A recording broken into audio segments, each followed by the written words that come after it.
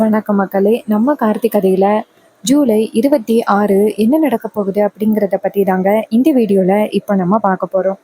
வீடியோவுக்கு மறக்காம லைக் பண்ணிக்கோங்க. நீங்க லைக் பண்றது தான் எங்களுக்கு அடுத்தடுத்து வீடியோ போடுறதுக்கு ரொம்பவே இன்ட்ரெஸ்டிங்கா இருக்கும். ஸோ மறக்காம லைக் பண்ணிட்டு இந்த வீடியோவை தொடர்ந்து பாருங்க. என்ன நடக்குது அப்படின்னு பார்த்துக்கிட்டிங்கன்னா, நம்ம ராஜா வந்துட்டு கோவில் பூஜையில உட்காந்து பூஜை பண்றாரு. அப்போ அந்த சிவனாண்டி வந்துட்டு இதையெல்லாம் பார்த்துட்டு செம்ம டென்ஷன் ஆகி நேரா சந்திராவுக்கு ஃபோன் பண்றாங்க. சந்திரா ஃபோன் அட்டன் பண்ணி, என்னங்க ஆச்சு? அந்த ராஜா மேல தான் தப்பு இருக்கு அப்படின்னு நிரூபிச்சாச்சா? இனிமே அவன் கோவில் பூஜையில உட்கார மாட்டான்னு அப்படின்னு. அதுக்கு அவர் சொல்றாரு, இல்ல சந்திரா, இங்க நடந்தது எல்லாமே ஆப்போசிட். அந்த டிரைவர் பையன் சூழ்ச்சி முறையில சிக்க வச்சுட்டான். அந்த பார்வதி எல்லா உண்மையும் சொல்லிட்டான் அப்படின்னு. இதை கேட்டதும் ரொம்பவே அதிர்ச்சி ஆகுறாங்க நம்ம சந்திரா. என்னங்க சொல்றீங்க?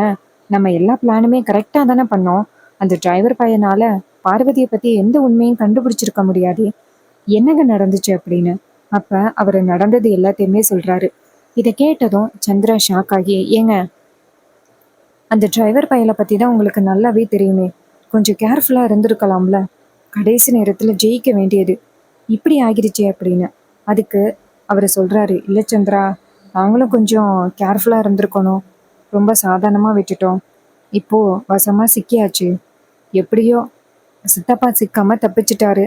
ஆனா அந்த டிரைவர் பையன் அவன் மாமாவை கொண்டுட்டு போய் பூஜையில உட்கார வச்சுட்டான். பூஜையும் நல்லபடியா நடந்துகிட்டு இருக்கு.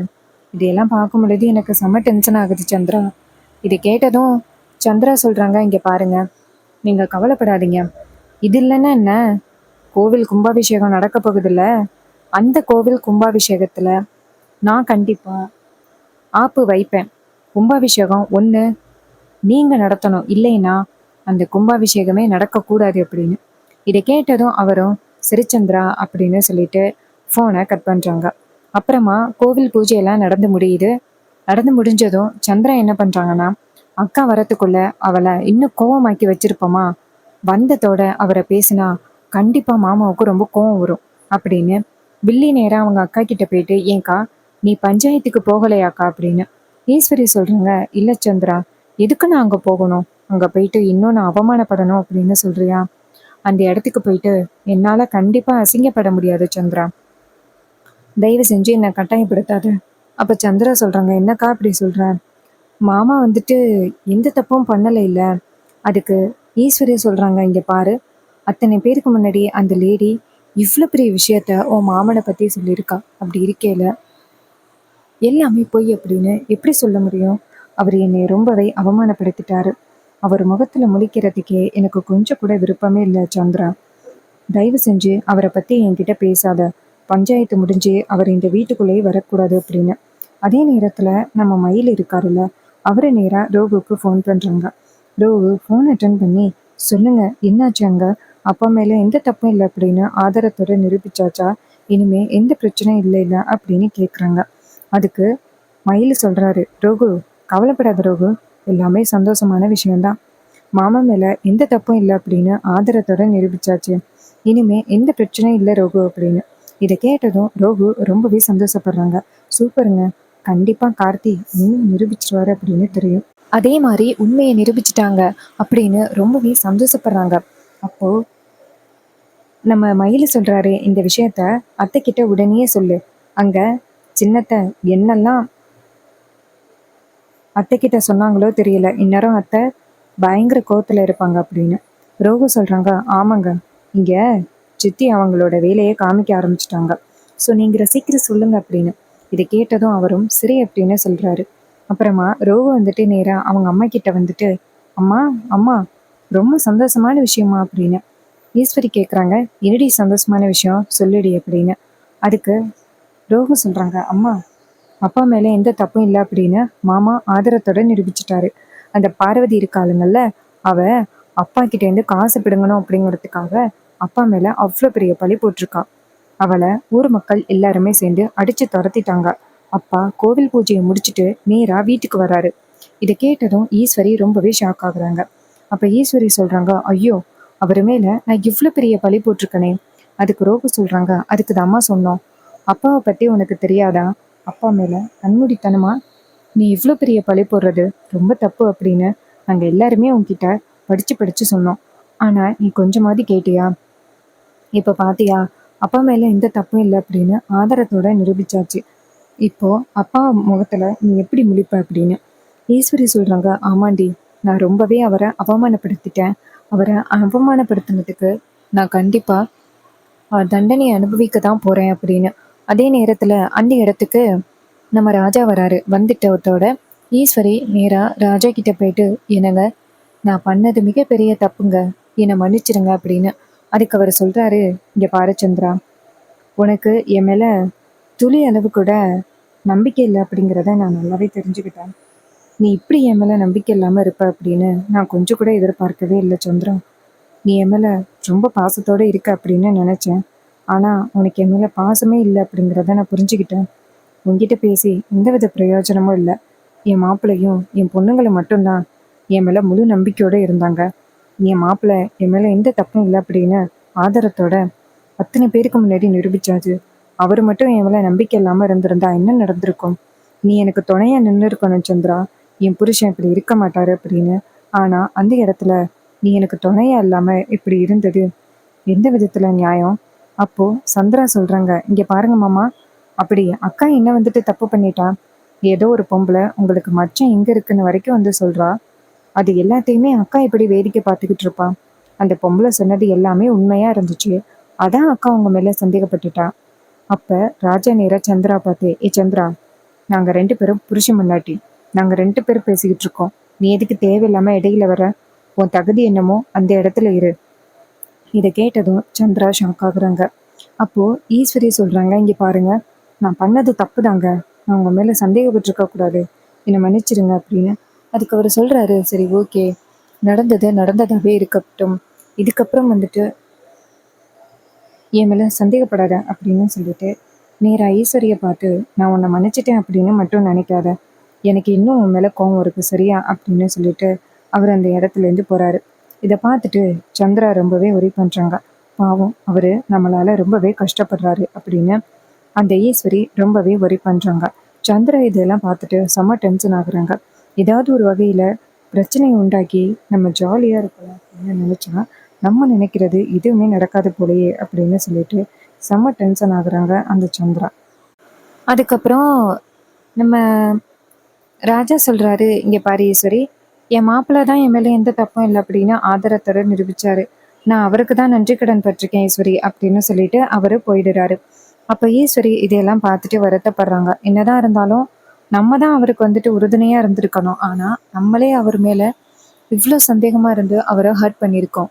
நம்ம தான் பண்ணது மிகப்பெரிய தப்பு அப்படின்னு ஈஸ்வரி ஒரி பண்றாங்க. சந்திரா இதையெல்லாம் பார்த்துட்டு செம்ம டென்ஷன் ஆகுறாங்க. ச்சே, நம்ம நினைச்சது எதுவுமே நடக்கவே இல்லையே, எல்லாமே ஆப்போசிட்டா நடந்துருச்சு அப்படின்னு சந்திராவுக்கு செம்ம காண்டாகுது.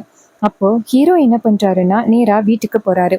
அதே நேரத்துல ரேவதி வந்துட்டு இதையெல்லாம் பாக்குறாங்க. சித்தி தான் இது எல்லாத்துக்குமே காரணம். சித்திக்கு ஒரு வார்னிங் கொடுக்கணும், அப்பதான் சித்தி திருந்துறதுக்கு வாய்ப்பு இருக்கு அப்படின்னு நம்ம ஹீரோயின் நினைக்கிறாங்க. வில்லி என்ன பண்றாங்கன்னா நேரா மாடிக்கு போயிட்டு அவங்க புருஷனுக்கு ஃபோன் பண்ணலாம் அப்படின்னு நேரா அவங்க புருஷனுக்கு ஃபோன் பண்றாங்க. அவரு ஃபோன் அட்டன் பண்ணி, சொல்லு சந்திரா அப்படின்னு சொல்ல, சந்திரா சொல்றாங்க, என்னங்க, உங்களுக்கு அந்த கோவில் பூஜையில உட்கார முடியல அப்படின்னு தயவு செஞ்சு நீங்க வருத்தப்படாதீங்க சரியா? அதுக்கு சிவனாண்டி சொல்றாரு, இல்ல சந்திரா, நான் வருத்தப்படல, நம்ம அடுத்த பிளான் பண்ணணும், எப்படியாவது அந்த கோவில் பூஜையில உட்கார்றதுக்காக சரியா? அதுக்கு சந்திரா சொல்றாங்க, சரிங்க, கண்டிப்பா நம்ம பிளான் பண்ணலாம். அக்காக்காரிய நான் எப்பவுமே நிம்மதியா இருக்க விட மாட்டேன். அவளை நான் எப்பவுமே கஷ்டப்படுத்திக்கிட்டே இருப்பேன். அவளை நான் என்னைக்குமே நிம்மதியாவே இருக்க விட மாட்டேன் அப்படின்னு சொல்றாங்க. இதையெல்லாம் கேட்டுட்டு நம்ம ரேவதி வந்துட்டு ரொம்பவே ஷாக் ஆகுறாங்க. சித்தி வந்துட்டு என்னைக்குமே திருந்துறதுக்கு வாய்ப்பே இல்லை. இப்படியே விட்டுக்கிட்டு இருந்தோம் அப்படின்னா அது நமக்கு தான் பிரச்சனை. ஸோ நம்ம சித்தியை போயிட்டு நேரடியாக பார்த்து அவங்களுக்கு ஒரு வார்னிங் கொடுத்தாதான் சரியா இருக்கும் அப்படின்னு நம்ம ரேவதி வந்துட்டு நேரா போறாங்க. போயிட்டு, சித்தி, யாருக்கிட்ட பேசிக்கிட்டு இருக்கீங்க அப்படின்னு கேக்குறாங்க. வில்லி திரும்பி பார்த்துட்டு ஷாக் ஆகி, சரி, ரேவதி கிட்ட எப்படியாவது சமாளிப்போம், அவளுக்கு தான் பழைய ஞாபகங்கள் எதுவுமே இல்லையே, ஸோ அவளுக்கு பழைய ஞாபகங்கள் இல்லை அப்படின்னா அது நமக்கு கிடைச்ச மிகப்பெரிய வாய்ப்பு அப்படின்ட்டு நேரா ரேவதியை பார்த்து, இங்க பாரு ரேவதி, நான் சும்மா என் ஃப்ரெண்டு கிட்ட பேசிக்கிட்டு இருந்தேன், என்னாச்சு ரேவதி அப்படின்னு. அப்ப ரேவதி சொல்றாங்க, சித்தி, நீங்க எந்த ஃப்ரெண்ட் உண்மையை சொல்லுங்க சித்தி, இப்போ நீங்கள் யார்கிட்ட பேசிகிட்டு இருக்கீங்க அப்படின்னு. இதை கேட்டதும் சந்திரா சொல்கிறாங்க, இங்கே பாரு, நான் என் ஃப்ரெண்டு கிட்ட பேசிக்கிட்டு இருந்தேன். அதையெல்லாம் உன்கிட்ட சொல்லணும் அப்படின்னு அவசியமா? நீ ஏன் கேட்குற அப்படின்னு. அதுக்கு நம்ம ஹீரோயின் சொல்கிறாங்க, சித்தி நீங்கள் சிவனாண்டி சித்தப்பா கூட தானே பேசிக்கிட்டு இருந்தீங்க அப்படின்னு. இது கேட்டதும் சந்திரா ஷாக் ஆகுறாங்க. இருந்தாலும் அந்த சூழ்நிலையை சமாளிக்கணும் அப்படிங்கிறதுக்காக, இல்லையே அப்படியெல்லாம் இல்லையே, நான் யார்கிட்டயும் பேசலையே அப்படின்னு சொல்கிறேன். அப்போ நம்ம ஹீரோயின் சொல்கிறாங்க, இங்கே பாருங்க சித்தி, சிவனாண்டி சித்தப்பா கூட சேர்ந்து தான் கும்பாபிஷேக பூஜையை நிப்பாட்டுறதுக்காக அம்மாவுக்கு அவ்வளோ பெரிய கெட்ட பேரை நீங்கள் வாங்கி கொடுத்தீங்க அப்படின்னு எனக்கு நல்லாவே தெரியும். ஏன் சித்தி நீங்கள் எவ்வளோ பெரிய தப்பு பண்ணுறீங்க? கொஞ்சம் கூட மனசாட்சியே இல்லாமல் நடந்துக்கிறீங்களே சித்தி அப்படின்னு சொன்னதும், இதை கேட்டதும் ரொம்பவே அதிர்ச்சி ஆகுறாங்க நம்ம சந்திரா. சந்திரா சொல்றாங்க, இங்க பாரு, யாரோ உன்கிட்ட என்னை பத்தி தவறா சொல்லியிருக்காங்க. அவங்க அப்படி சொல்லியிருக்காங்க அப்படிங்கிறதுக்காக நீ தயவு செஞ்சு என்ன வந்துட்டு தப்பா நினைக்காத. நான் என்னைக்குமே வந்துட்டு அப்படி ஒரு தப்பு பண்ணவே மாட்டேன், சரியா? அதுக்கு ரேவதி சொல்றாங்க, இங்க பாருங்க சித்தி, நீங்க தான் வந்துட்டு அந்த பார்வதிய அனுப்பி அப்பா மேல அவ்வளோ பெரிய பழி போடுறதுக்கு பிளான் பண்ணது அப்படிங்கிறது எல்லாமே எனக்கு தெரியும் சித்தி. நீங்க எப்படி ஒரு விஷயத்த பண்ணுவீங்க அப்படின்னு நான் கொஞ்சம் கூட எதிர்பார்க்கவே இல்லை சித்தி. அம்மா உங்க மேல எவ்வளோ நம்பிக்கை வச்சிருக்காங்க, நாங்க எல்லாருமே உங்க மேல எவ்வளோ நம்பிக்கை வச்சிருக்கோம். ஆனா கடைசியில நீங்க இவ்வளோ பெரிய துரோகத்தை பண்றீங்களே சித்தி அப்படின்னு சொல்லிட்டு பேச, இதை கேட்டதும் சந்திரா நினைக்கிறாங்க, இல்ல அப்படின்னு சொல்லி பொய் சொல்ல பார்க்க. அப்ப ஹீரோ சொல்றாரு, அப்ப ரேவதி சொல்றாங்க, சித்தி நீங்க என்ன பண்ணீங்க அப்படிங்கிறது எனக்கு நல்லாவே தெரியும். நான் உங்களுக்கு வந்துட்டு கடைசி வார்னிங் எச்சரிக்கை கொடுக்குறேன். இதுக்கப்புறம் இந்த குடும்பத்துக்கு ஏதாவது பிரச்சனை கொடுக்கணும் அப்படின்னு நீங்க அடுத்தடுத்து ஏதாவது பிளான் பண்ணீங்க அப்படின்னா நான் கண்டிப்பா மனுஷியாவே இருக்க மாட்டேன் அப்படின்னு சொல்லிட்டு ரேவதி பயங்கர கோவத்தோட பேசுறாங்க. இதையெல்லாம் கேட்டுட்டு ரொம்பவே அதிர்ச்சி ஆகுறாங்க சந்திரா. அப்ப ரேவதி சொல்றாங்க, சித்தி அது மட்டும் இல்ல, உங்களுக்கு நல்லாவே தெரியும் என் புருஷனை பத்தி. அவரை பத்தி எனக்கு எதுவுமே ஞாபகம் இல்லை அப்படின்னு நினைச்சுக்கிட்டு இருக்கீங்க. ஆனா என் புருஷனை பத்தின ஞாபகம் எல்லாமே எனக்கு எப்போவோ வந்துருச்சு. நீங்க வந்துட்டு இதுக்கப்புறம் என் புருஷனுக்கு ஏதாவது பிரச்சனை கொடுக்கணும், அப்புறம் இந்த குடும்பத்துக்கு ஏதாவது பிரச்சனை கொடுக்கணும் அப்படின்னு சொல்லிட்டு ஏதாவது நீங்க பிளான் பண்ணீங்க அப்படின்னா நான் கண்டிப்பா உங்களை சும்மா விட மாட்டேன் அப்படின்னு சொல்லிட்டு பயங்கரமா கோவப்படுறாங்க. இதை பார்த்துட்டு சந்திரா ரொம்பவே ஷாக் ஆகுறாங்க. இவ இந்த அளவுக்கு பேசுவா அப்படின்னு சந்திரா ரொம்பவே எதிர்பார்க்கவே இல்லை. ரேவதி வந்துட்டு சந்திராவை எச்சரிச்சுட்டு அந்த இடத்துல இருந்து போறாங்க. அவங்க போனதும் நம்ம சந்திரா நினைக்கிறாங்க, ஆஹா இவ என்ன இந்த அளவுக்கு வந்துட்டு நம்ம மேல இந்த அளவுக்கு கடும் கோபத்தோட பேசுறாளே, இவ வந்துட்டு கண்டிப்பா பழைய ஞாபகங்கள் எல்லாமே ஞாபகம் வந்ததுனால தான் பேசுறா அப்படிங்கிறது நல்லாவே தெரியுது. ஸோ இதுக்கப்புறம் நம்ம இவகிட்ட கொஞ்சம் உஷாரா இருக்கிறது தான் நல்லது அப்படின்னு ரேவதி அந்த இடத்துல இருந்து போனதோட சந்திரா என்ன பண்றாங்கன்னா, அஹ் இது சரிபட்டு வராது, சீக்கிரம் நம்ம கோவில் கும்பாபிஷேகத்தை நிப்பாட்டுறதுக்காக அடுத்தடுத்து வழிகளை பார்க்கணும். அப்பதான் நம்ம கொஞ்சம் நிம்மதியா இருக்கலாம் அப்படின்னு ஈஸ்வரி நினைக்கிறாங்க. அந்த சந்திரா நினைக்கிறாங்க. அதுக்கப்புறம் சந்திரா வந்துட்டு இந்த குடும்பத்துக்குள்ள நிறைய பிரச்சனைகள் உருவாக்கணும் அப்படின்னு நினச்சிக்கிட்டு இருக்காங்க. ரேவதி வந்துட்டு நேராக அவங்க புருஷனுக்கு ஃபோன் பண்ணி, அதாவது ஹீரோவுக்கு ஃபோன் பண்ணி, மாமா இன்னைக்கு நான் சித்தியை பார்த்து லெஃப்ட் அண்ட் ரைட் வாங்கிட்டேன். இதுக்கப்புறம் இந்த குடும்பத்துக்கு ஏதாவது பிளான் பண்ணணும் அப்படின்னு ஏதாவது பண்ணீங்க அப்படின்னா உங்களை சும்மா விட மாட்டேன் அப்படின்னு சொல்லிட்டு நான் சித்தியை பயங்கரமாக பேசிட்டேன். சித்தி நான் பேசினது கேட்டுட்டு ரொம்பவே அதிர்ச்சி ஆகிட்டாங்க. இதுக்கப்புறம் சித்தி இந்த குடும்பத்துக்கு எதிராக என்னெல்லாம் பண்ணுறாங்க அப்படிங்கிறத பார்ப்போமே. சித்தி கண்டிப்பாக வந்துட்டு நான் சொன்னதை கேட்டு பயந்துட்டாங்க. இந்த குடும்பத்துக்கு எதிராக எதுவும் பண்ண மாட்டாங்க அப்படின்னு. இதை கேட்டதும் ஹீரோ சொல்கிறாரு, இங்கே பாரு, உங்கள் சித்தி வந்துட்டு நீ நினைக்கிற மாதிரி சாதாரண ஆள் கிடையாது. அவங்க சரியான கேடி. கண்டிப்பா நமக்கு எதிரா எல்லாத்தையும் பண்ணுவாங்க. நீ அவங்க கிட்ட அப்படி பேசினது நல்லதில்ல. அப்ப ரேவதி சொல்றாங்க, பாப்போம் மாமா அப்படி சித்தி என்னதான் பண்ண போறாங்க அப்படின்னு. இதை கேட்டதும் நம்ம ஹீரோவும் சரி அப்படிங்கிறாரு. அண்ட் இந்த கதை உங்களுக்கு பிடிச்சிருந்துச்சுன்னா இந்த வீடியோவுக்கு மறக்காம லைக் பண்ணிக்கோங்க. நீங்க லைக் பண்றது தான் எங்களுக்கு அடுத்தடுத்து வீடியோ போடுறதுக்கு ரொம்பவே இன்ட்ரெஸ்டிங்கா இருக்கும். ஸோ மறக்காம லைக் பண்ணிட்டு இந்த வீடியோவை தொடர்ந்து பாருங்க. தேங்க்யூ ஃபார் வாட்சிங். See you on next video.